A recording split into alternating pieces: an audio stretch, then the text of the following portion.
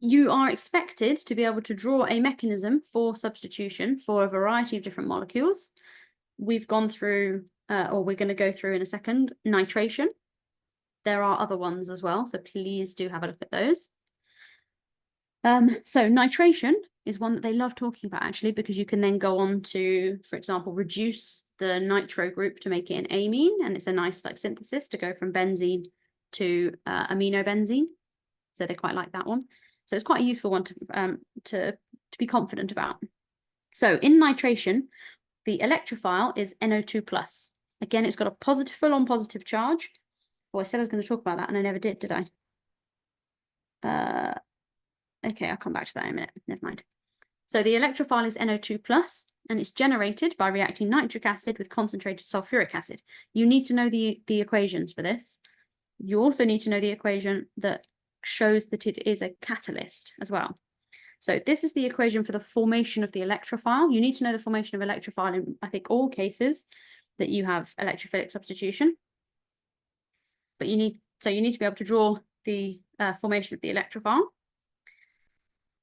It's also a good idea, as I just said, to show the reformation or reforming of the acid catalyst.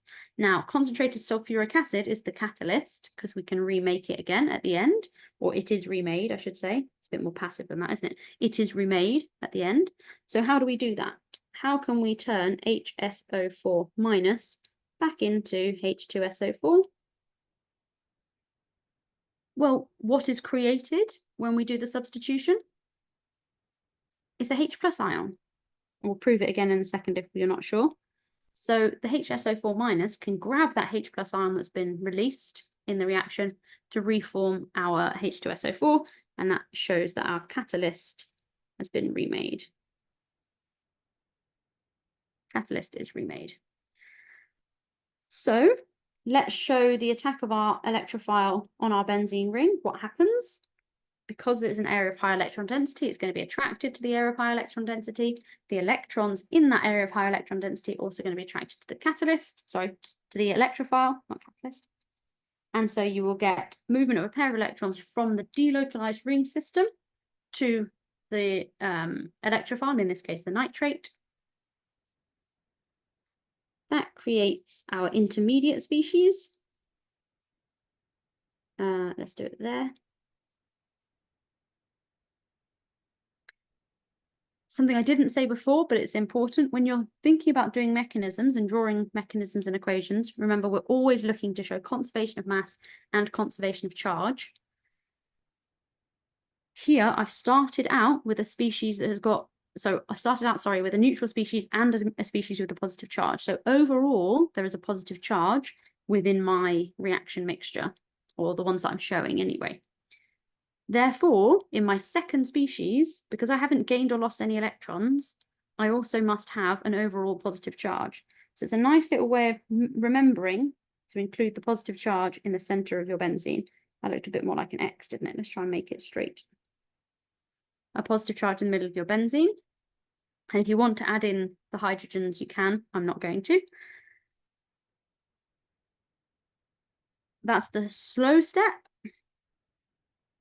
The fast step is the reformation of the benzene ring, which gets us to our final product.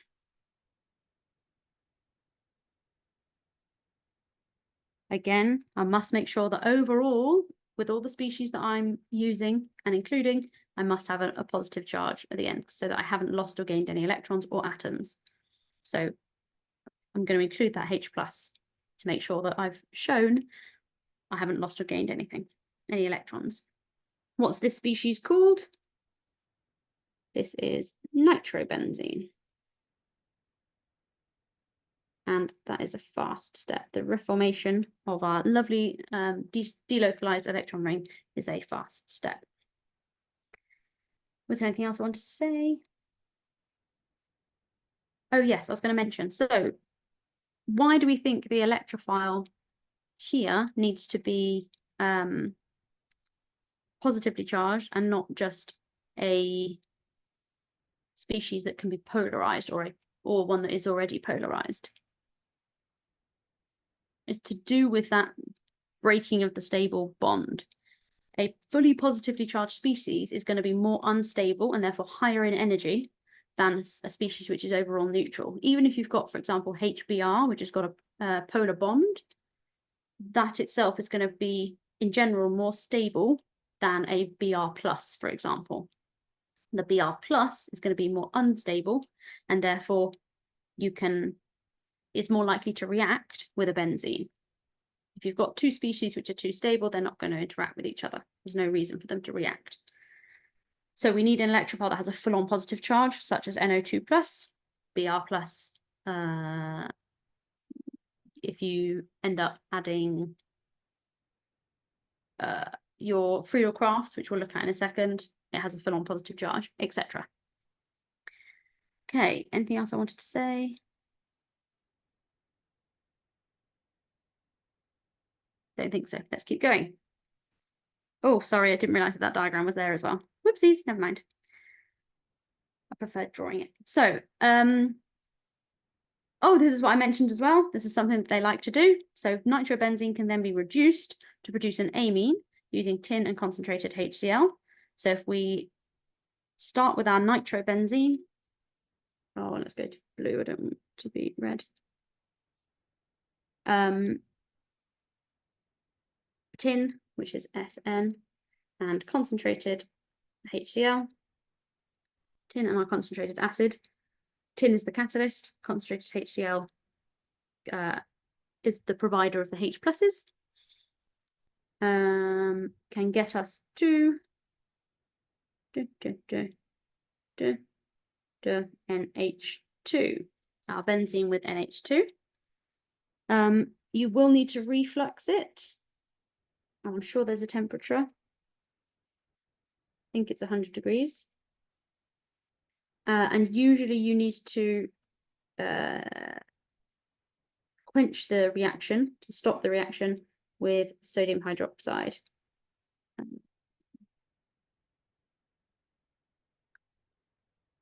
What else was I going to say? Oh, yeah, and I need to show products. So I'll also have water produced. 2 lots of water produced because the oxygens have also been, the oxygens that were on the nitro group have been reduced to produce water, or producing water. Reduction is the opposite of oxidation. We know that, hopefully. Oxidation is the addition of oxygen. So reduction can be thought of as the removal of oxygen. But also, on addition of oxygen, often you're removing hydrogen. And so reduction is the same, but in reverse. Reduction is the addition of hydrogen. It's not always the removal of oxygen, it is sometimes, but it can just be thought of as the addition of hydrogen. How are we doing for time?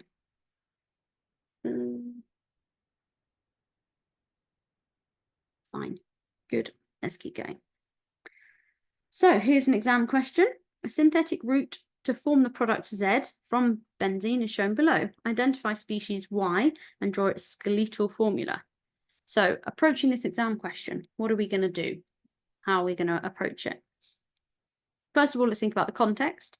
I can see that there's benzene. So in my head, I'm thinking, okay, reactions of benzene. What do I know about reactions of benzene? Even if I don't know what Y is, I haven't got a clue what Y is yet, the bits that I'm interested in, are reactions of benzene.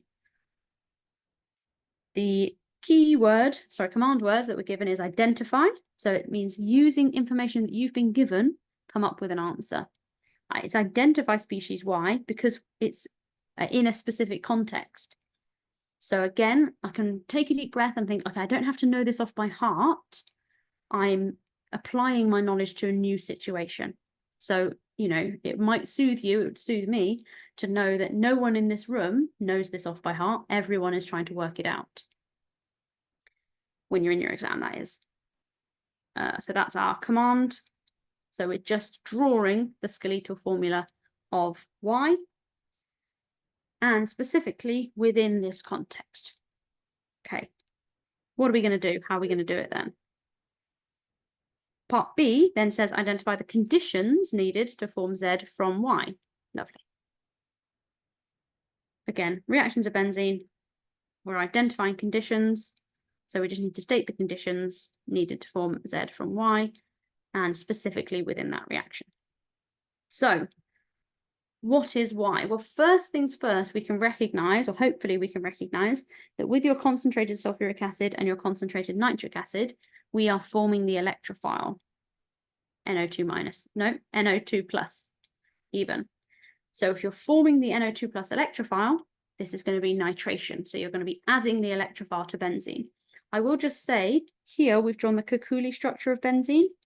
We haven't covered Kekuli at all, and we're not going to cover Kekuli at all in this crash course. But you may see questions that use the Kekuli structure. Not all of the examples talk about Kekuli, and I don't even know if that's how it's pronounced. It's how I've always pronounced it. So you might see it written like this, or you may see it with the complete circle inside instead of the double bonds.